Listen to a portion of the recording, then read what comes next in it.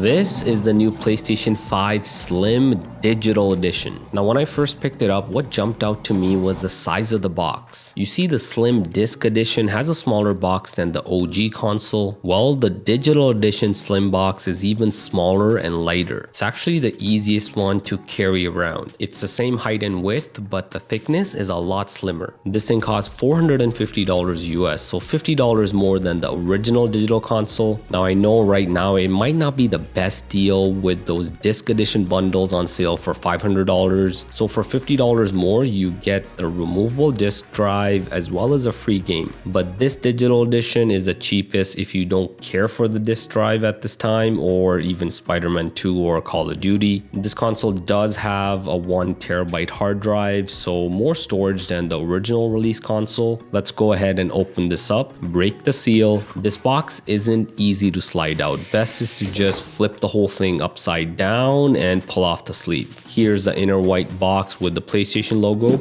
Open the tab here and we get to the accessories on top. There's a power cable, the 2 horizontal feet. Now these are the exact same ones that come with the disc edition console. Here's the DualSense PS5 controller in standard white, HDMI 2.1 cable, and a USB-C cable for connecting and charging the controller. Now at the bottom there is some manuals, there is a safety guide in here, and then of course there is a user manual as well. I'm gonna slide out the digital edition console here, and here it is. It feels actually lighter than the original console and slimmer, of course. There's 4 side covers. The top ones are glossy and the bottom ones are matte. We get this cover on the bottom instead of the disc drive, but you can of course buy the disc drive later for $80 and easily install it. The inputs on the front, the back are all the same as the disc console. I mean, it's essentially the same console without the drive.